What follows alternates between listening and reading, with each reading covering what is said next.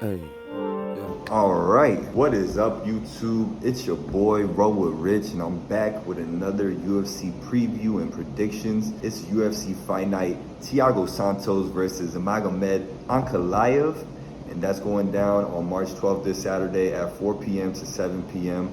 Honestly, it is going to be a low-key banger of a main card. I'm just going to highlight a couple fighters on the prelim, not go really too much in detail. Miranda Maverick is someone you want to watch on the prelims. Also, Damon Jackson. You also got Chris Moutinho, who was getting beat by my boy Sugar Sean, or how Snoop Dogg likes to say, Sugar Shane. My boy put it on him, but, you know, he gets the opportunity to be in the UFC, and he fucking had a chin like a motherfucker. So that's going to be a banger of a fight because he got a chin. But that's basically all I want to talk about in the prelims. I'm going to get straight into the main card because there's some banger ass fights on this main card that I feel like are really being slept on. It's showtime. First, for starters, the up and coming Alex Pereira in MMA, because he's been a fighter for a while in kickboxing, is going against Bruno Silva, which is going to be a good fight. Bruno Silva is a veteran in the game. I'm going to go more into detail about Alex Pereira mostly because, you know, he's the one that's really up and coming right now and about to, you know, they're trying to push him to get to Izzy because he's fought Izzy twice. He beat him by knockout one time and by decision the other. He's a hell of a fighter. They call him Hands of Stone. He's a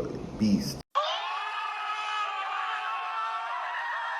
He's at his first fight, he finished the dude by, I think, a flying knee. This dude is gonna be up there in the middleweight division. They want to push him because at the end of the day, Izzy needs some damn competition, and all these boys in the middleweight division, they can't match with him. Robert Whittaker, closest competition, but he's already beat him twice, once by decision, once by knockout. I don't think he's gonna see Robert Whittaker again anytime soon. So he needs some fresh blood. I think Jared Cannonier is the next opponent for Izzy. But Alex Pereira will definitely get pushed in that top 15 very soon. He's going to get a couple more fights in there, and I promise you he's going to be in that top 15. I believe Alex Pereira wins this by knockout, second or third round. I believe he gets that highlight finish that, you know, everybody's looking for him to get. I think he gets it on Bruno Silva within the second or third round. I don't think he's going to finish him quick because Silva's going to try to avoid, you know, his power, but he's going to eventually, you know, succumb to it because Alex Pereira, he's going to find a way, bro. That boy's a beast. And now let's get to the next fight, Drew Dober versus Terrence McKinney, which should be higher than the next fight I'm going to talk about after this, because this one's definitely a banger. Honestly, it should be the third to last fight on this card because this fight's gonna be a fucking banger. You know, you got Drew Dober, who's a veteran. He's lost to some good competition. He's lost to Brad Riddell. I think Islam beat him. Terrence McKinney is a beast, man. This dude is upcoming. He's had 2 finishes in his first opening appearance for UFC. He finished the dude in 10 seconds.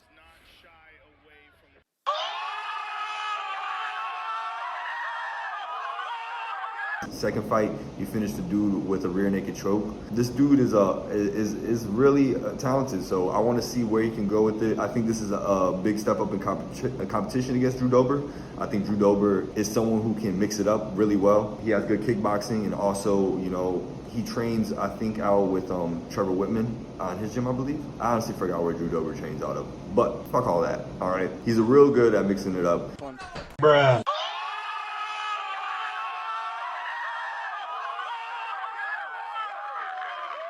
He's fought with some of the best fighters, and he's withstand.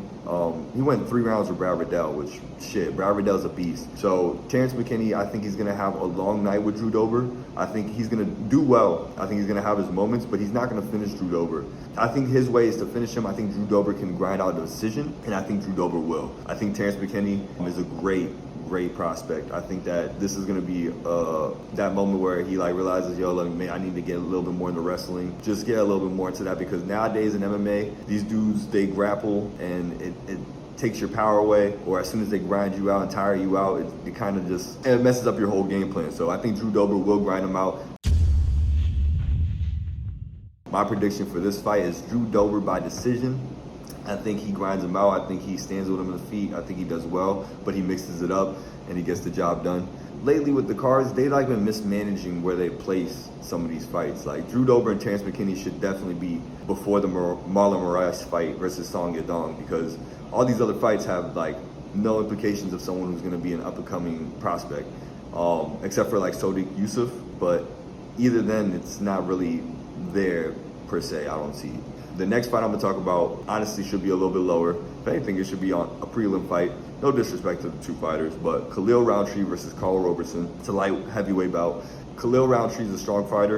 I'm not gonna go too much detail about it because I don't really watch either of these fighters that closely. But Khalil Roundtree, I've seen him fight before. He's a very powerful puncher. He has some good kicks too as well. So I believe he will grant a decision. I don't see anyone getting knocked out. If anyone gets knocked out, I think it might be Carl Roberson. I think Khalil Roundtree will take over this fight and win this by either a decision in the third round or knockout in the second. Can't really get too much of a gauge because I'm not really that deep into those two fighters.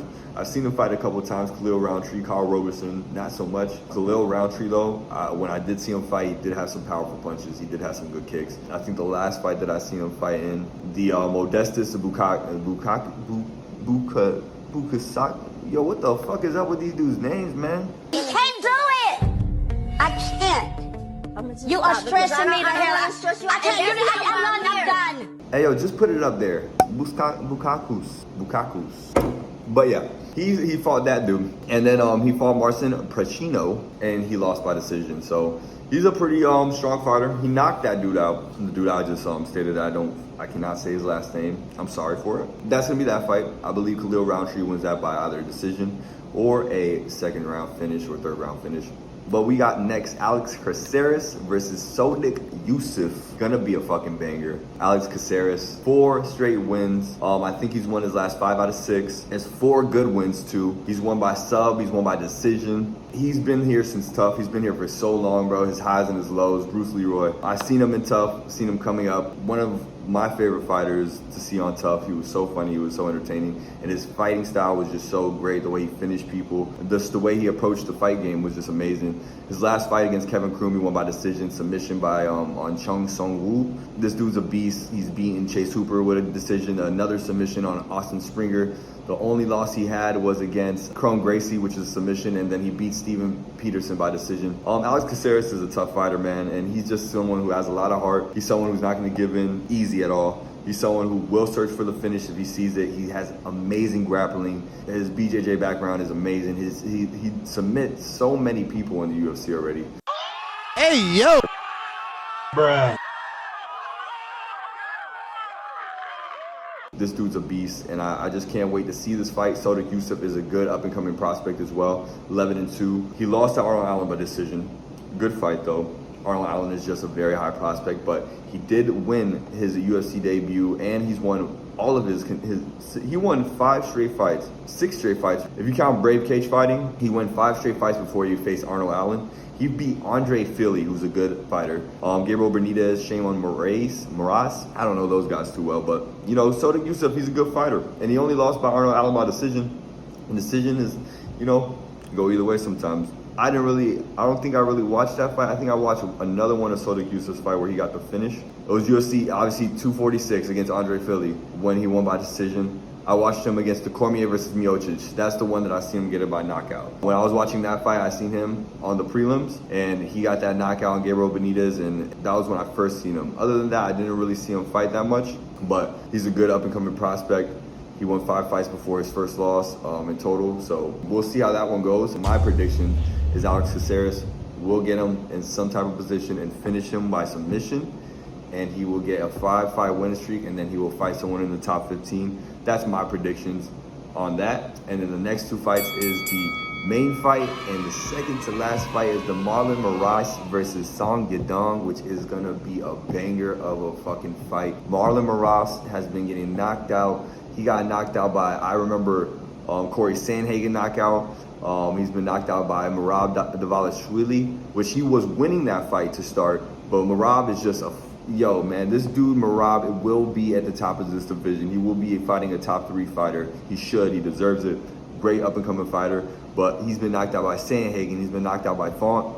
It hasn't been good for Marlon Moraes as of late. He's only won to a Sansao by submission and a Jose Aldo decision, which was very, very close and very uncontroversial to me. Henry Cejudo knocked him out. He's been knocked out a pretty good time, so his chin looks like it's almost out. Song Yadong is a good prospect. He has heavy hands. He's fainting, looking for... He can possibly knock Marlon Moraes out. This is going to be a tough fight for Marlon Moraes. think this is a Song Yadong coming out party. I believe Song Yadong gets the knockout. I believe Marlon Moraes, if he does win this by decision, I believe his chin is kind of dwindling at his this stage of his career. It's pretty sad to see, just like Cody Garbrandt. His chin went away, and man, now look at him. He's getting knocked out by flyweights. And no disrespect, Cody Garbrandt, you were a champion. You're a beast, but it just happens, man. This game, you know, it just rapidly changes. And also, when you get older, you can't withstand all these young dudes with all this power that they're coming at you and hit you with that one. It's lights out. So I believe Song Yadong will win this by either a knockout in the third round or second round or a decision. I believe Marlon Moraes is a little bit on his way out of the UFC, probably going to another fighting division or probably going to another place to fight. So I believe Marlon Moraes, this is probably his last big. I mean, he might still get a couple more fights depending on how his contract is right now, but he is on his way out of the top 10 of this division, top 15. Song Yadong will be on the rise, and I think he will get this win. And now let's get to Thiago Santos, Magomed Ankalaev. Thiago Santos is a beast of a veteran. Light heavyweight, he's fought John Jones, he's fought some of the best. He's lost to Alexander Rakic, who is a top 3 fighter in the light heavyweight division. Magomed Ankalaev is an up-and-coming great fighter, 16-1, has grinded out a lot of decisions, has great hands. Had that little feud with Ion Cutelaba, which was hilarious. When Ion did the whole little wobble shit when he got hit, he was like, they're faking it.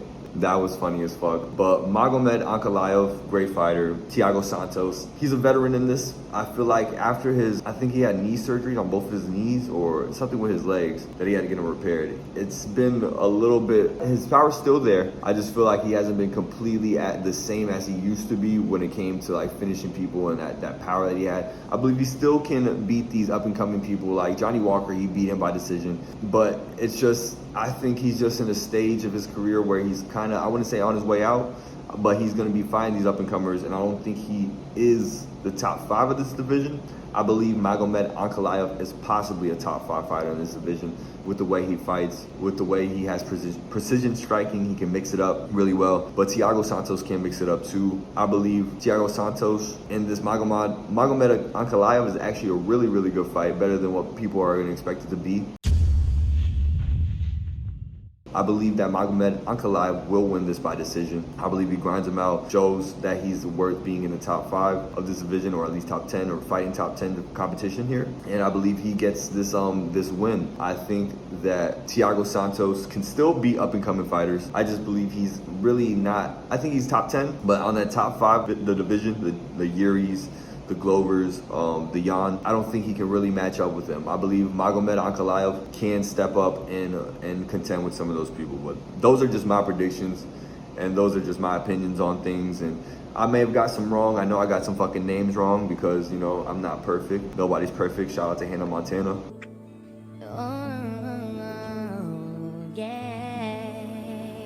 Those are my predictions. Let me know what's yours. You can comment down below. I got another channel coming out, Walk with Rich, that I'm doing gameplay walkthrough. I'll put the link down below so you can go subscribe to that and check out my Twitch channel as well, RollWithRob. I will be doing Fortnite gameplay and also WWE 2K22 gameplay. It's just fun to me, okay? I like playing fucking WWE, all right? It's fucking fun, okay? What can I say? Bruh.